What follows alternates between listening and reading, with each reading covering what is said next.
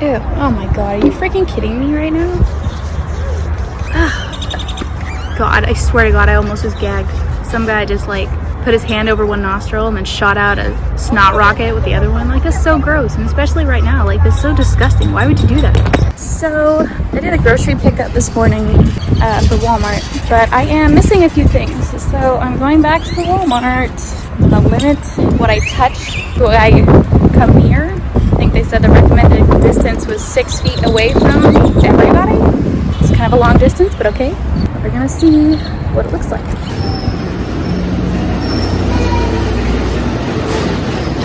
I mean, it looks like produce is doing just fine.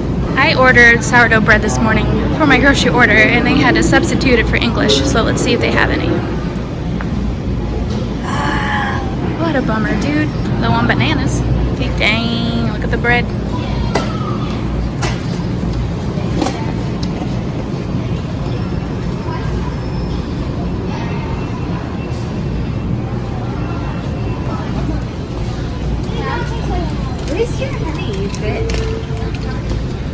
Peanut butter is gone. Jams, marmalades, vinegar. Still looking to be pretty good on the canned stuff.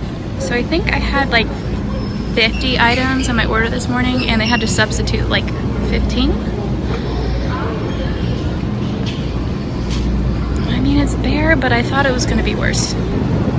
I've never seen it like this before.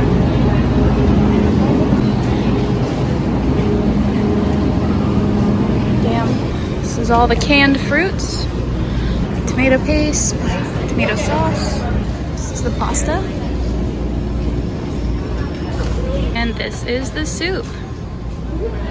This is where you would see your top ramens, completely dry. This is nuts. Your box dinners, hamburger helpers. You know, there's still a lot of juice, but it's actually quite dented in. So you're gonna be all your single drinks and Gatorade packs. For real. Everybody bought all the top and buy all the punches, man. I got a bunch of it. That's not funny. Processed meats, bacons, hot dogs, bolognas. Oh my god. This is gonna be your toiletries. Completely see-through. I got the last of the paper towels. Paper goods. These are tissues, all gone. And your cleaning supplies. Just trying to stack some Lysol as quickly as possible. My boyfriend just told me to get antibacterial hand soap. Seriously? Really? You're welcome. Thank you as well. This would be your bleach. Hand soaps. Just sent my boyfriend a picture of these shelves. Since he asked for antibacterial hand soap, I took a picture and I was like, which kind? This is the eggs. And as you can see, we have one carton left. And clearly, it's all the eggs people didn't want. Holy crapola.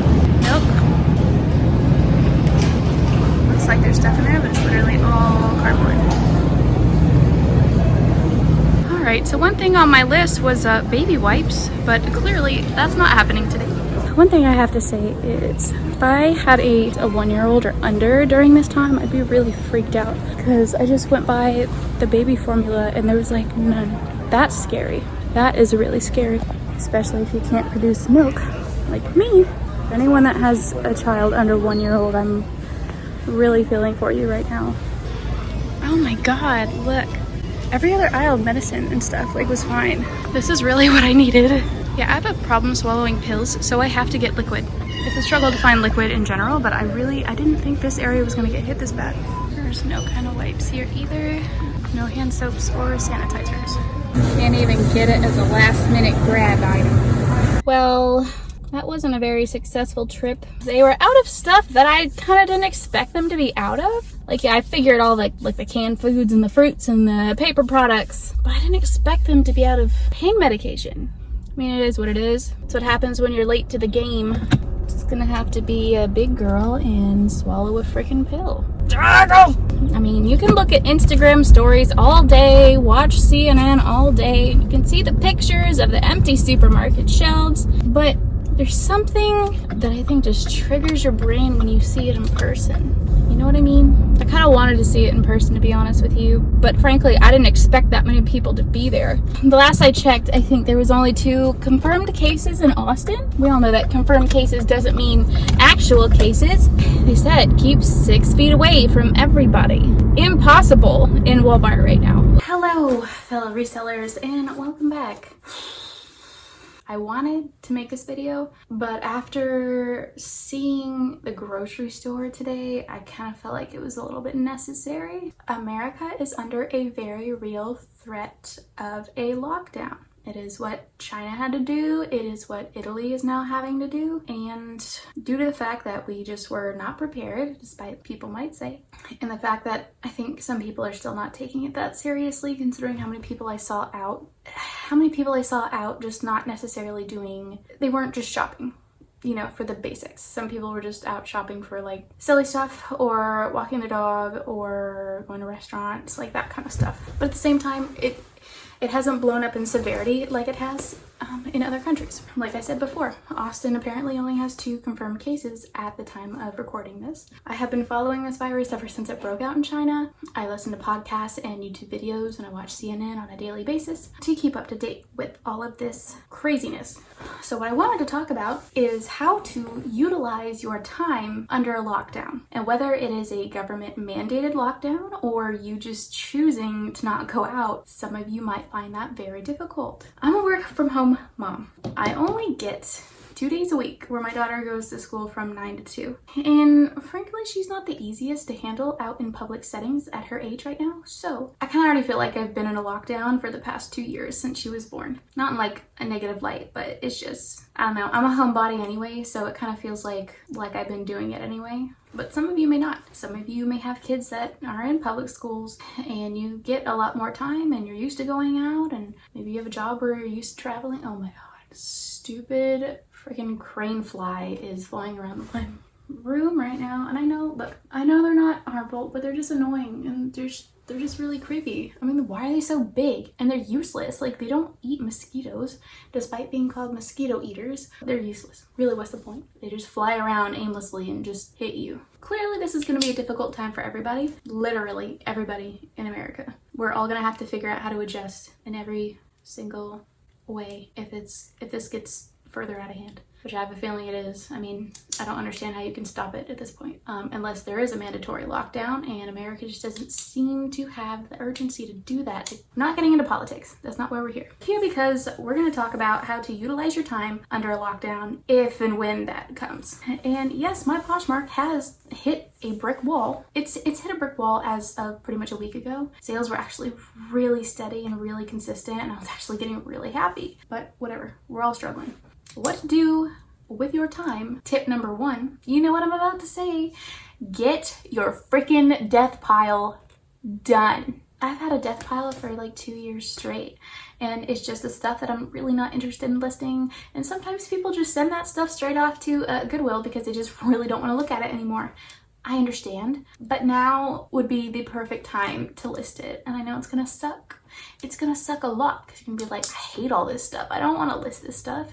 Just do it. Just freaking do it. You should have no death pile by the end of this voluntary or mandated lockdown. Just saying. So get that done. How to manage your time. Number 2, take your social media seriously. If you do not have a Poshmark Instagram, you should. The community on Instagram for Poshmark, just reselling in general, is very good. Very good. So many good tips, a lot of good motivational posts. Yes, it is sometimes disheartening to see all these people shipping out like tons and tons of orders when you have like no sales, but whatever. They may live in a better populated area, a higher end area, basically. They might have the time to go thrifting every day and only find those key quality items that, you know, just turn over really quickly. A lot of us don't have that luxury in life. This freaking thing keeps bopping around and it's really intrigued with my lighting in this room, so you're probably gonna see him flying around. take your social media seriously. Start an Instagram. Be active. The best thing that you can do on Instagram to get more exposure is to search hashtag Poshmark. Go to the recent tab and just start interacting with the posts that are most recent, right? Liking, commenting, complimenting, following, if you choose to do so. That's the best way you can expand your Instagram. It does take consistency. Like, you're gonna have to do it every day or every other day. You're gonna have to post stuff. If people see that you haven't posted something in like 2 weeks, sometimes months, sometimes years. Like, I went to somebody that was on my follow list and they hadn't posted since 2018. I was like, why am I following you? You don't post anything. So I unfollowed that person.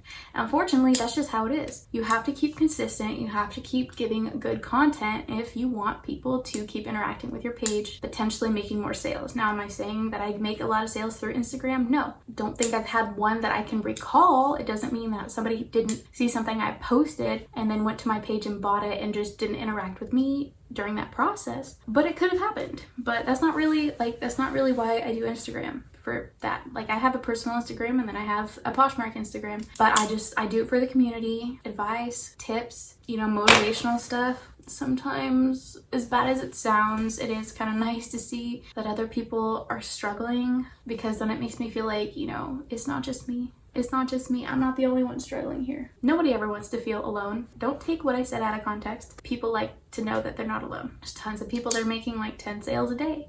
And there's some people that make 2 sales a day. And no matter how many sales you do, you can go to Instagram and find people that are kind of in your same boat. And, you can interact, uplift, whatever. I really encourage you to get an Instagram for social media. Do people sell stuff through their Instagram posts and people see it and then they go to their Poshmark and buy it? Yeah, they do. I just haven't personally had that experience where I knew somebody did that. You know what I mean? But it happens all the time. Also, if you have not linked your Poshmark link into your bio of your Instagram, you need to do that. I can't tell you how many times where I've wanted to check out somebody's Poshmark because I saw something on their Instagram and then they don't have their Poshmark link in the Instagram bio. They just have like their closet name, or like they'll have the link but it's not clickable. You need to put it under the website tab. If I can't access their closet easily,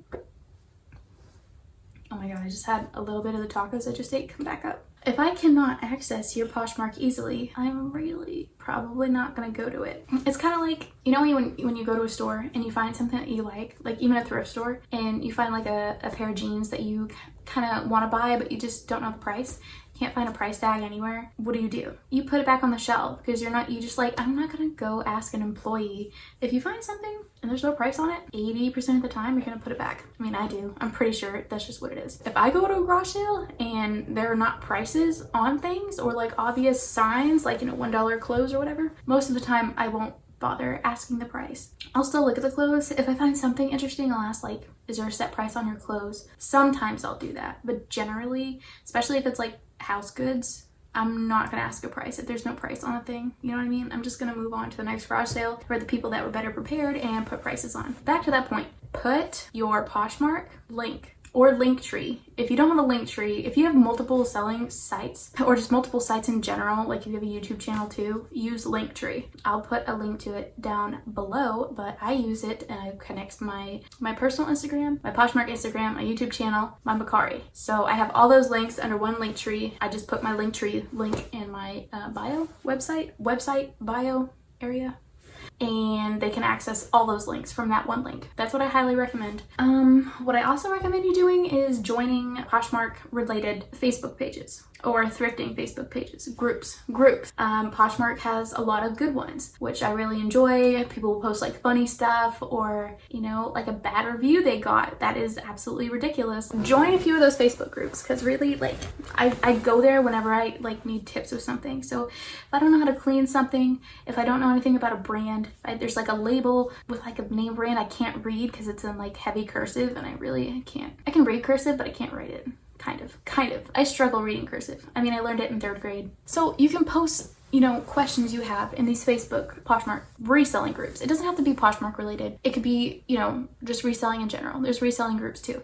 So you can post all that stuff there, and frankly, you're gonna get a faster response on these Facebook groups than you will on Instagram. It's really kind of my go-to if I really have a question with something. Plus, some of them, not all of them, will allow you to like post once a week your closet name, or you know, some of them rarely will let you post your YouTube videos or whatever. I don't really do Twitter. I don't think Twitter and Poshmark really mesh well together. Way to utilize your time number 3 is if you have been thinking about starting a YouTube channel, whether it be reselling, whether it be cooking, whether it be childcare, house cleaning, crafting, whatever, there will be no better time to do that than under lockdown. Some of you are going to be bored out of your mind. Frankly, I'm just used to it. I find things to do, and do I still get bored? Yeah, absolutely. But I'll tell you what, creating and editing YouTube videos is a lot of fun. It's a lot of fun. It's extremely satisfying when you're completely done editing and you get to watch the whole thing through before you upload it. You're like, wow, I did all of that. And it's not hard. I mean, there's freaking like hundreds of thousands of YouTubers, so it's not difficult. Almost every computer already comes with video editing programming, whether it be Windows Movie Maker or iMovie. That's what it is, right? I mean, it's what I use. You literally have everything you need at your fingertips, and it's really not hard. It's not hard.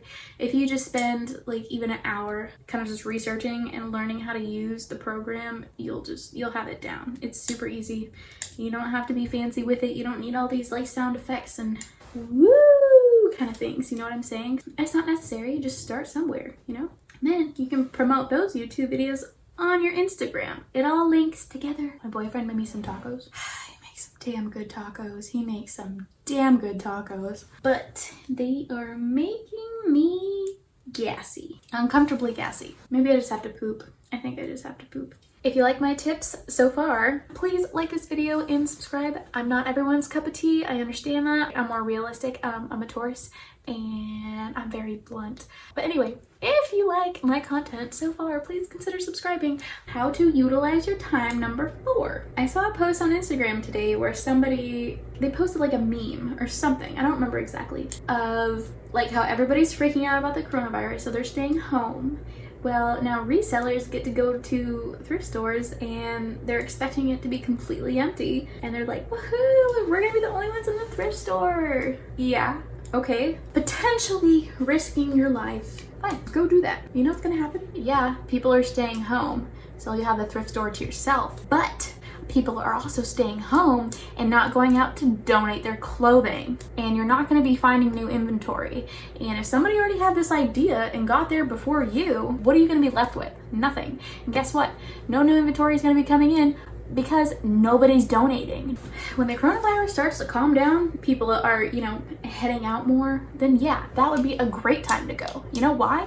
Because if you are locked down in your house, they have a lot of time on their hands, which means they might be doing their spring cleaning. Hence, more donations will be going to Goodwill as soon as it calms down. So that would be a good time to go. But if you are in desperate need of inventory during this process, ask your friends. Ask your family, ask your neighbors if you are a part of a neighborhood Facebook group like I do. I have 5 bags of clothing I still need to unbox, unbag, and I'm waiting to make a video for that. I already did one. I'll put it on one of the cards. Ask your neighbors, ask your friends, ask your family for clothing. I mean, clearly they're not going to be doing anything else. Ask the people around you. That's going to be your best bet if you need inventory. You could also buy liquidation lots, but if you don't have the capital to do that, that's understandable. I don't have, you know, the capital to buy a $300-$400 box right now. Have I done it before? Yes. Were the clothes okay? Yeah, they were pretty good. Some of them were kind of scary looking, but I just don't have the capital to do that right now. The point is, you don't want to leave your house. Find ways to get inventory to come to you. How to manage your time number 5. Clean your house. Clean your house and clean your workspace, because I'll tell you what, there is almost nothing more satisfying than having a clean and tidy workspace. Do I always have it? Absolutely not. I mean, if you've seen my videos kind of from the beginning, you'll see that I do often have to do a tidy up before I actually start working. But when you like walk into your workspace in the morning and it's tidy, you're just ready to go. You've got no limitations. You've got no hurdles to jump over. You just go. Clean it up and clean your damn house. Let's be honest here. All of our houses are probably just trashed. How many photos I see on Instagram of people with clothes all over their dining room table and saying that their husbands are complaining because they got clothes everywhere. You might need to fix that.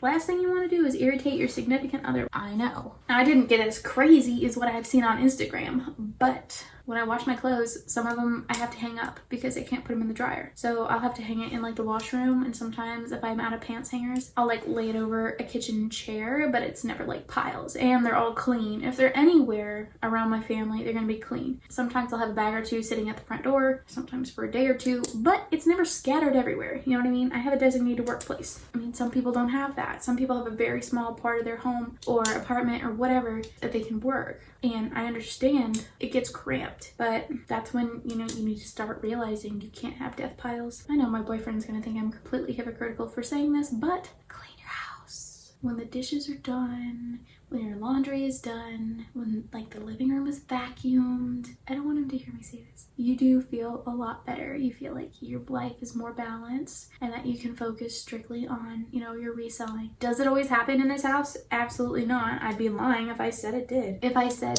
I had the perfect balance here, I don't think anybody truly does. I got a new subscriber. Oh my gosh. Everyone makes me excited. People might like to portray that they literally have their life together, and you know, you'll see on their Instagram that they're only photographing the cleanest room in their house, making it seem like, you know, everything's clean while the rest of their house is probably trash. I grew up in like the fast food generation, unfortunately, when, you know, fast food was like the in thing, and you know, it's just what people did, and when like every restaurant actually utilized both drive-up windows. And I'm kind of just used to fast meals. I do not have the patience for cooking at all.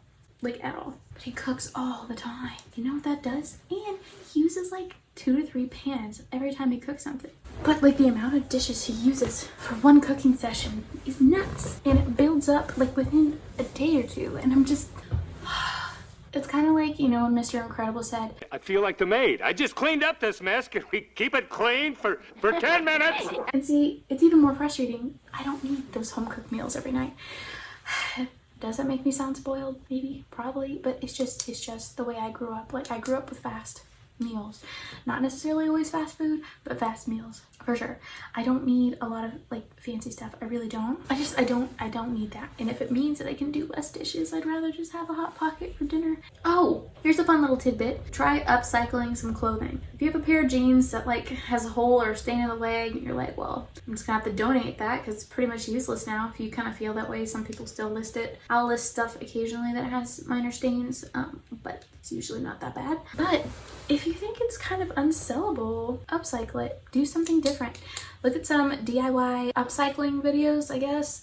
Jeans, DIY, that kind of stuff. And see like how creative these people get when they like turned jeans into, like mom jeans, into high-rise distress and bleach studded shorts. Like I did a pair. If I can find a picture, I'll insert it here. I spent, I want to say like a total of 8 hours on these, and they were originally like mom jeans that I bought from Goodwill for $10. It's when Poshmark was really just my side hustle because I worked full time, and I just did it because I thought it was kind of fun and that I would be able to sell it for a lot of money because high-waisted shorts at that time were becoming a thing. So like bleach shorts and distressed shorts, that was like all the rage, the high waist.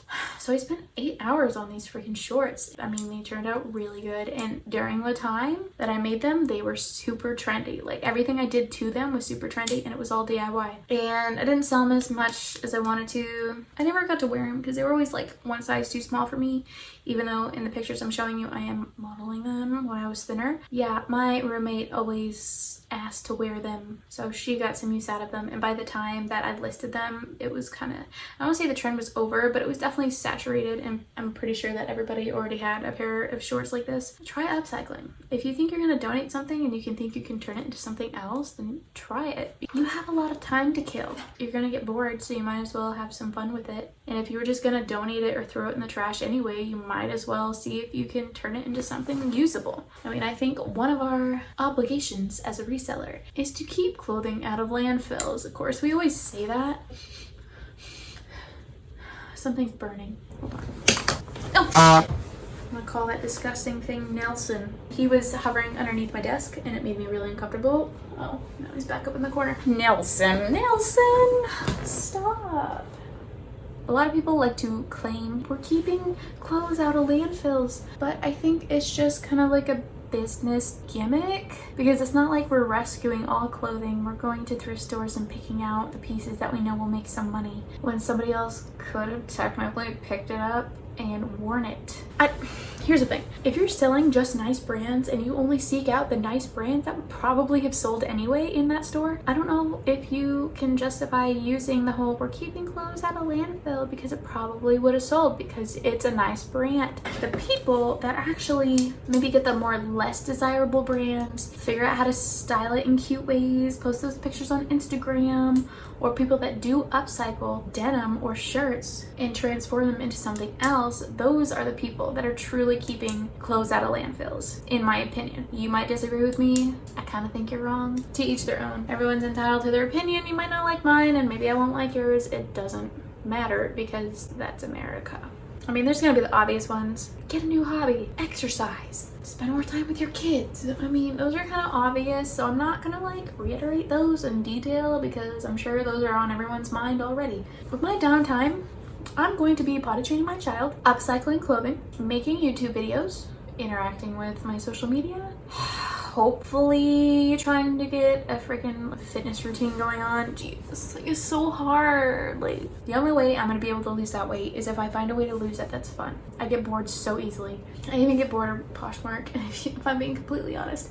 I'll have waves where I will post 8 to 15 things a day, back to back, sometimes for a week, sometimes 2 weeks. It really depends on my mood, and then I'll just get so sick of it that I will just not list anymore, and all I'll focus on is sharing my closet and interacting with social media. And then there's gonna be times where I'm like, I don't want to interact in social media, so I won't be active on Instagram. My YouTube channel will come to a halt. Like, my last video I just made was the Goodwill outlet haul, and that was the first time that I made a video in about a month because everything just comes in waves with me. My passion for it's never gone, but it just like needs a break, you know what I mean?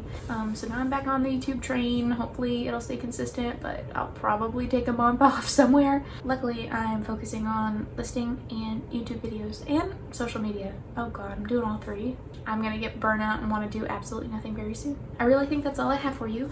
Thank you so much for watching. Oh, I do have one more thing to say. If you are buying hand sanitizer and antibacterial soap, toilet paper, baby wipes, if you are specifically buying those things to resell, price gouging, that is extremely disgusting. Extremely disgusting. The only reason you should be selling hand sanitizer, frankly, is if you get it in a liquidation lot of HBA. That's it. Even if you do get it in a liquidation lot and you are selling it, keep it at a reasonable price, because the price gouging on these items are ridiculous and truly disgusting. Truly disgusting. I'll show you some pictures of some eBay listings that I happened to just randomly search for because I heard it was becoming an issue. And I'll let you take a peek at the photos right now. You'll see like a lot of Purell tiny hand sanitizers selling for $75. Like, are you effing kidding me? Like, no. And then you'll see one where there'll be literally 2 green bottles of Dollar Tree hand sanitizer selling for like 25 bucks. Dollar Tree, not Dollar General, not Family Dollar, Dollar Tree, where everything's literally $1. So you're gonna take $2 and try to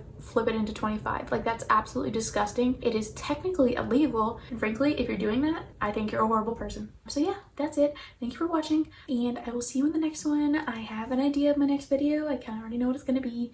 A couple of you know too. Bye bye.